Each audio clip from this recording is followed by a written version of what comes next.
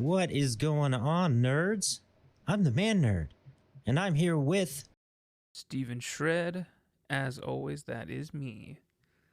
StephenShred, and we are Video nerds. Video nerds. and I had that on loop. So we're video nerds twice, and we are going to go into Across the Spiderverse, the animated movie, the second in the series of 3 so far. That they have not made the third one yet, but they will. Yeah, we're gonna dive deep into this one. So, StephenShred, take us away, man. Take us away. All right. Not gonna lie, it's not that I disliked the last movie, Into the Spider-Verse, but it didn't really catch my attention the way it did for other people. So it was a movie that I was just kind of one and done with. I watched it, I was like, that was cool, and then I never watched it again. So going into this one, I kind of felt it would be similar, because I was just like, oh, the last one was kind of like whatever's for me. And man, I really, really enjoyed this one. This one was really good. Yeah, I kind of think a little bit different on this one. The first one was better for me. This one, I liked it. It was really cool, but it just felt like too much going on. Not enough focus. Could somewhat see that, but I feel like the general story was pretty dead on for the entirety of it. But it's just there was a lot of moving parts around the central story. Yeah. Lots of moving parts, lots of different universes, of course. I like it, but the first one was definitely more focused for me. Straightforward. They were in one universe. They had these characters from other universes, and it stuck to the story. This one just seemed like it was trying to pull a lot together, which it did, but it felt like too long in between all this stuff to pull it together. Like the Miles Morales part of the beginning was a little bit too long for me. I know they wanted you to feel for the character and his growth and everything, and what he's struggling with compared to Gwen's, but it just felt way too long to me to actually get to the meat and potatoes of everything. I could see that, but I don't know. I felt like it all kind of lined up with the central ideal, and I kind of liked that Miles's story kind of took a backseat to this, because this is really about the Spider-Verse and not so much about one individual character, but how the one individual character fits into everything, and how he stands out from everyone and is able to fix certain issues that not everyone else is able to. Yep, which we get the answer to that in this one towards the end. Yep, which when we go over favorite parts, I am not going to be able to talk about favorite parts until we get to spoilers. So we'll do that later. Well, until then, you want to go into some ratings? Yeah, I'll let you lead, because my rating is going to be higher than yours. So, or I think at least. Yeah, for me, I'm going D10 to D12. I like it. I think as a series, this one's going to be a lead into the last one. And I'm hoping the last one just really hits hard. But I think as a trilogy, this is going to be really cool. The second one, man, maybe it'll change if I watch it again. But holy crap. Like, there was so much going on, and a bunch of little cheesy parts too. I was like, what, why did you put that in there? But they've got to do a little bit of the comedy, a little bit of the fan service there. Yeah. I'm going to go with a D12. I really enjoyed it. I thought it was really good. But, yeah, there were some moments where it dragged on a little too long. And then a big thing, which I don't think is very, very spoilery, because they're not used in any of the marketing or anything like that. But none of the characters from the last one really came back, as far as the other Spider people, except for Gwen Stacy, obviously. But yeah, I would have liked to see a little more follow up and help from other people that we already know of, instead of being introduced to a ton of other characters. Because then that just sets us up for the third one. It's like, oh man, so now we got a whole cast from this movie and the last movie like that a Yeah, lot. and they kind of did that, but not really. Yeah. Yeah. It was just one of those, oh, and this right at the end. Yeah, so that was like my main thing. I would have liked to see maybe a few peeks into like, oh, this is what you know, the one that was with us last movie, this is what they're doing now. Oh, and this other one, this is what they're doing now. We don't need to go through all of them, but you know, just a couple of them would be cool. And then you know, obviously main thing's gonna revolve around Miles and Gwen, but you know, I would have liked a little more continuation from the last movie, but I really liked it, and I really liked the way that they did certain things. That's that's my D12. I'll probably end up watching it again, but I don't think it is D20 material. No, not quite, but we'll see what the trilogy does. Maybe the trilogy's going to be a D20 all the way. You never know. Yeah, we'll see. Or it could be a D4. Could go either way. It could pull a Witcher on you. Yeah, so far this is multiverse done right in my eyes. This is like what the Flash wishes it could have done. Oh yeah, the Flash is horrible. The No Way Home, I think they did that very well. It was a bit cheesy, a little bit over the top, but I still like that movie. A lot of fan service in that movie. That was my main issue. A lot of things that, because it's like I'm all for things that work for the plot, but if we're in a greater arcing story, you know, like the MCU is, I don't like parts being brought in just to get a rise out of an audience, you know, fan service. Yeah. I don't like that if it's never going to come back, because I think it's kind of stupid, honestly. Like, and then on top of that, No Way Home pissed me off because they tease Venom coming into the world at the end of Venom 2, and then he's not in the movie. Yeah, it's like, come on, people. Off, dude. Yeah. It's like, why do that? Yeah, it was. Yeah, No Way Home was like really, like it hurt my love for the Spider-Man series that the MCU was doing, because it was so fan service. Like, hey, remember this guy? Remember that guy? Remember that guy? You remember this guy? And then it played with the plot a little too much, or the plot points. Like, you had to know Peter Parker to be brought into the world, but not all of them did. It was really weird. Yeah, there was a lot of plot holes there. There was a ton of plot holes. Yeah, so I feel like this one did it a lot better. Yeah, but with those plot holes, they always go multiverse. That's why. Yeah, which is always the biggest cop out. Like, I think, I think this movie had the potential to like set up like a lot of dumb stuff like that, but they decided not to. So that was nice. It did bring you to unique universes, which is cool. Yeah.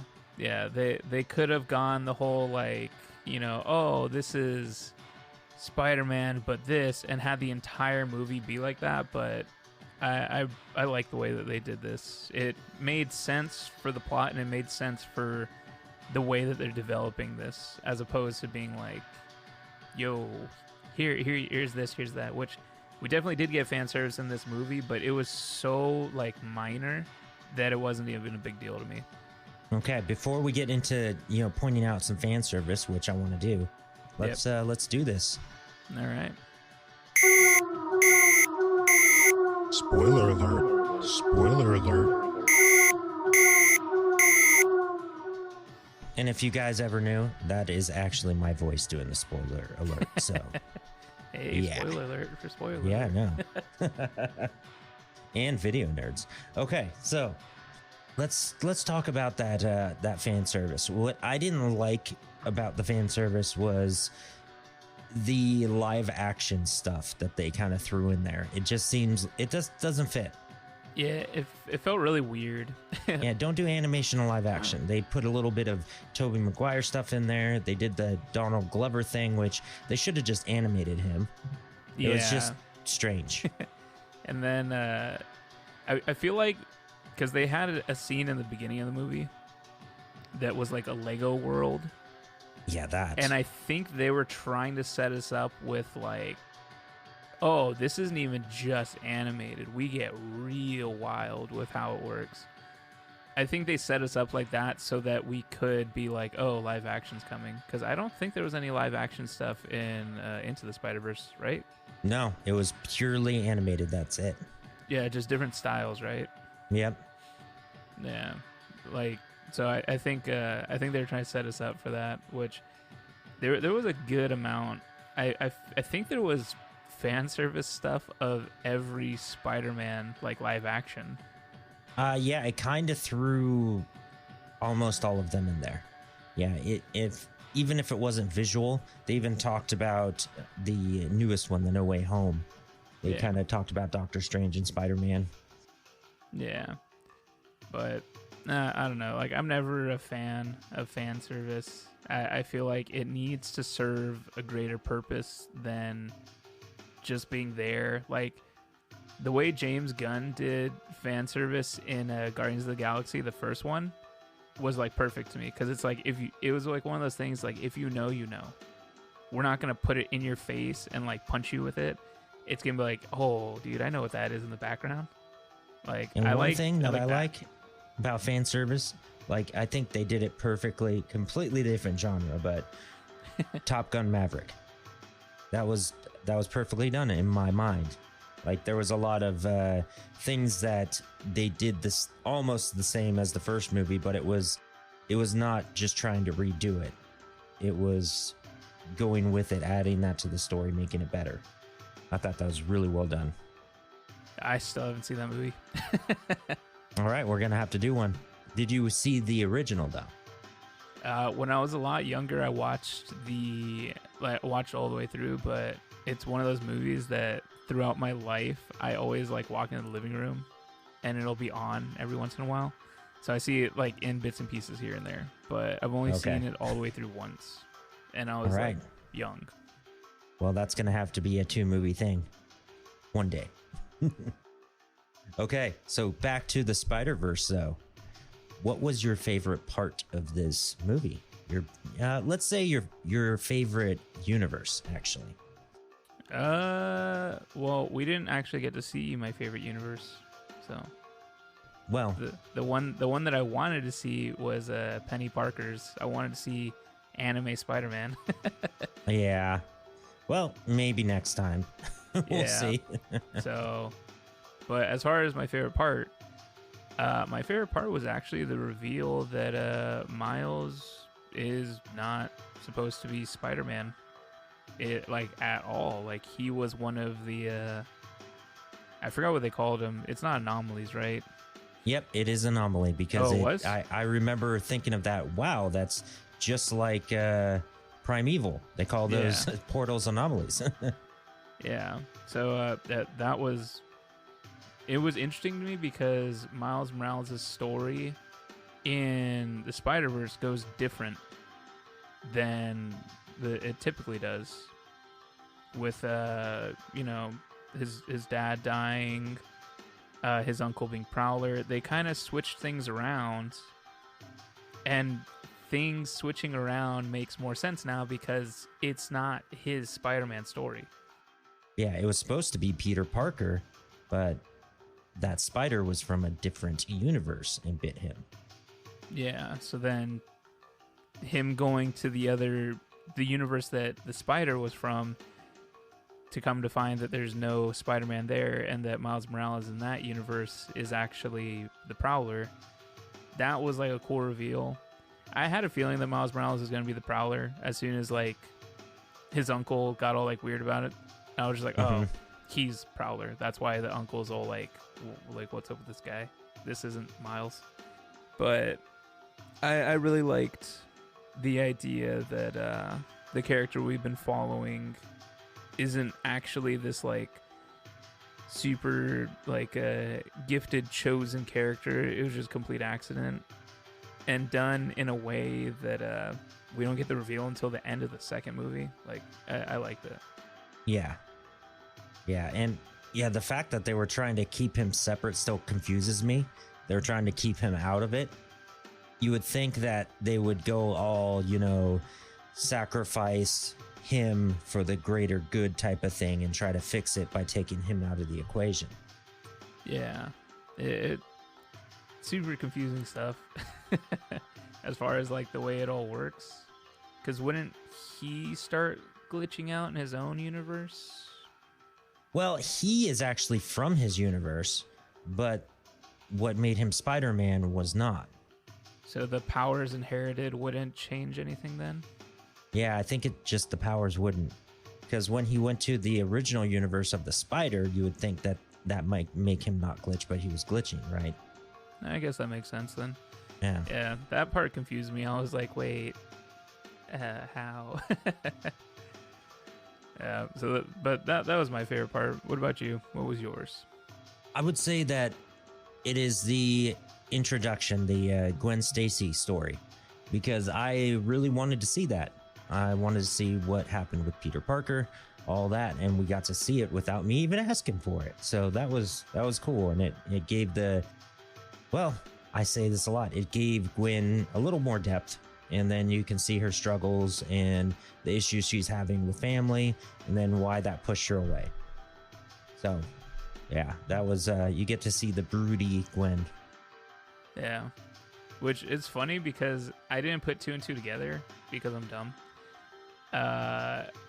Because like as she was, doing her character and everything, I've mentioned it before, but Haley Steinfeld has like the Ryan Reynolds thing where she kind of has a similar personality in everything she does. Mm-hmm. And I was like, man, she really acts like a character that'd be played by Haley Steinfeld. And it is her. Now that's hilarious. Yeah, I think the only thing I've ever seen her do where she doesn't have that personality at all is in Arcane. Which one was she in Arcane? She's the older sister. Oh yeah, the brawler, huh? Yeah, what was her name? I forget. Vi, yep. Which she does not act anything like she does in anything else, but everything else I've ever seen her in, she has that exact same personality. So, like, we were watching it, and I was like, huh, that's weird. And then I looked it up, and I'm like, oh, that's why it is her. That makes so much more sense. Yeah. All right, let's jump into your least favorite character. I think my least favorite character would be like the AI thing that was helping them out. I think it was Lila. Yeah, that was annoying as hell. And it's just like, man, like, just stop, please. Pop quiz: best AI helper in movie, video games, anything. Oh, Go. Jarvis, 100%. I gotta go Cortana. I don't know. Cortana's shady, man. She is shady. That's why I like it. Yeah. All right. So, I'd say my least favorite character, Miguel, the vampire future Spider-Man guy. He's a dick. I mean, true, but it's one of those things where it's like he has his reasons. He has his reasons, but he also made a big-ass mistake, too. Yeah, which makes it even more, it makes more sense to me because it's like he made the mistake that he doesn't want Miles to make. So it's like, he's seen what happens, so he doesn't want that to happen again. But the thing that I didn't like about his character is like, how come he's like this like vampire thingy and we never got to see any of that? Yeah, we never got to see why, how, anything like that. Or even if he really was a vampire, they could have just been saying that. Yeah, but they had that face shape change that one time. Yeah, we never got to see anything cool though. Yeah, and then his just claws. It's like, huh? Yeah, I was expecting him to go full like monster mode and like go on the attack on Miles. He didn't really do that. It was just kind of like little things here and there and just like mentions of things. You know what I was scared of? I was scared that he was going to say it's Morbin time. He's like a Morbius Spider-Man clone hybrid. Oh my god. I would just leave the Discord call. Yeah, I was kind of expecting him to do like the full like transformation into like a monster spider, and that's like his true form or something like that, or like something like really monstrous, and that's what would be the turning point, because now he's like this like crazy like villain kind of thing that he had good intentions, but his like rage got to him, and now the spider people need to fight against him. I thought it was going to turn into that, but Yeah. just because not so much. yeah, when you have like serious characters like that are like hell-bent on doing the right thing, quote unquote, that happens, you know? Yeah, it's going to take over. Yeah, so I thought we were going to get that, but we didn't. So I was a little disappointed in that, and I was like, come on, man. You're hyping this up. Yeah, before we wrap this up, we're talking about the hero that might turn villain. What about the villain? What about Spot, played by Jason Schwartzman? What do you think of him? It was an interesting villain because it's not a villain that I'm familiar with. So that was kind of cool. Because, you know, every Spider-Man ever has had their iteration of Green Goblin. Yeah. And, you know, we got a little bit different in MCU with Vulture. And, you know, all the popular Spider-Man stuff have tried to do something different, but they always come back to, you know, the classic Spider-Man villains. Yep. So it was the Sinister cool Six. Yeah. So it was cool to see something a little different, and it's one of those powers that, like, you know, it's very like, it's very much one of those powers that's, it's nothing now, but if you think about it and you start developing it in certain ways, it is the most broken thing ever, and there is no way to combat it. And that's what it turned into in the end. His goofy ass power he can't control turned into this universe breaking thing. Yeah, where now he is like the biggest threat. So it's like it was cool. Like it was cool to see stuff like that, because I always like things like that. It's like it reminds me of Avatar: The Last Airbender. You have water benders, but then you have somebody who develops and gets the molecules of water that are in your blood and turns into a bloodbender. You know, this like evil, sinister thing. And then fire bending that can turn into lightning. Yeah. Oh yeah. Then earth bending that turns into metal bending. It's like these like things which, you know, the bending and everything like that is not underpowered at all. But the idea that if you were to train and do these things further and further, they turn into these like sinister, really, really powerful things that are hard to deal with, especially the blood bending, because you're legitimately controlling people. Yeah, and you know what? That reminds me of a book series that I read. I think it was 4 books. It was called Superpowered. And in that, there's supers, and I think they call them powered. The powered have powers, but they can't control them. So they cannot develop them. They can't do anything with them. It's just kind of like a disability.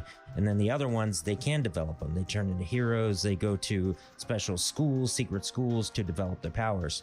And the government tries this drug, I don't remember if it was a drug or a procedure to help these powereds control their powers. So they do it with a group of kids, and then they send them to this college. And in this college, everybody knows that there are superpowered people there, and they go to this special school, but it's completely secret and nobody knows who they are. They go to regular classes and they go to these super classes. And they develop their powers, end up going to teams, all that. But the whole thing was every year, they develop their powers more and more and more and learn how to use it in depth. And I thought it was super cool how their powers were like insignificant, but ended up becoming great. Interesting. So I hope they adapt that to like an anime. That would be dope as shit. Kind of reminds me of the Jujutsu Kaisen thing. Like you have Jujutsu sorcerers who can control and manipulate curses. Then you have people who can only use cursed items but have the heavenly gifts. Hell it's yeah. just like even the heavenly gift people like Toji can just absolutely destroy people who can manipulate and control curses. Yep. Yeah, cool movie. Excited for the third one. Hopefully they don't mess it up. Yeah, I'm excited to see how the Spot thing turns out, and the crew. You get to see the old crew kind of just for a second. Gwen goes around, gets another wristband, goes to other dimensions, and putting together a crew of the OGs from the first one, which they don't really say anything, you just see them in the background, and then some of the new ones. Yeah, hopefully the third one we get to see a little peek into what everyone else has been up to. Not necessarily everyone else, but you know, some of the characters that we actually got to meet in the first one. It'd be cool to get a little more background. We don't need background on everybody. We got background on a few characters this time around. But, yeah, you know. but like you said, they focused on the two mains, and that's what they kind of did last time too. But it was 3 of them that they focused on, including the fat Peter Parker. All right. Well, until next time, we'll catch you all later, nerds. See ya.